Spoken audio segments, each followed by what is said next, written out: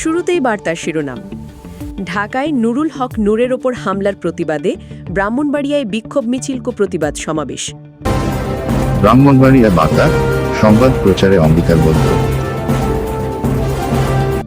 ঢাকায় জাতীয় পার্টির কার্যালয়ের সামনে গণ অধিকার পরিষদের সভাপতি নুরুল হক নূরের ওপর হামলার ঘটনায় ব্রাহ্মণবাড়িয়ায় গণ অধিকার পরিষদের নেতাকর্মীরা তীব্র প্রতিক্রিয়া জানিয়েছেন।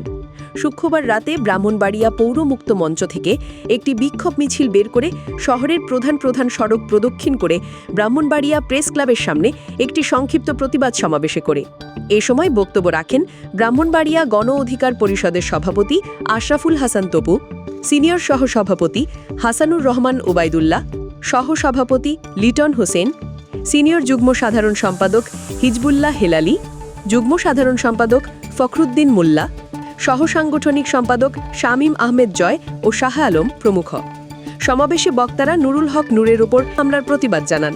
তারা জাতীয় পার্টিকে নিষিদ্ধ করে সকল কার্যক্রম বন্ধ করার দাবি জানান এবং দলের সভাপতি জিএম কাদেরকে গ্রেফতারের দাবিও তুলে ধরেন।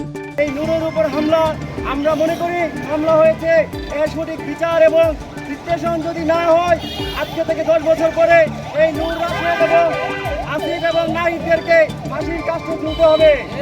প্রিয় সহযোদ্ধারা, আমরা মনে করি এই যে উপদেষ্টা পরিষদ গঠন করা হয়েছে তাদের প্রথম এবং মৌলিক কাজ ছিল আওয়ামী লীগ এবং জাতীয় পার্টিকে নিষিদ্ধ করা।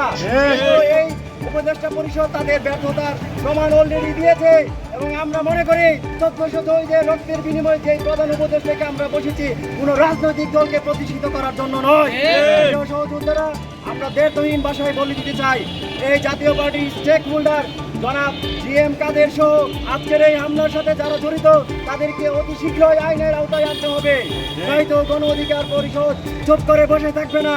এই ব্রাহ্মণবাড়িয়ার মাটি থেকে বলে দিতে চাই, ব্রাহ্মণবাড়িয়া তথা সারা বাংলাদেশে যতক্ষণ পর্যন্ত এই জিএম কাদেরকে গ্রেফতার করে না হবে আমাদের এই আন্দোলন চলবে।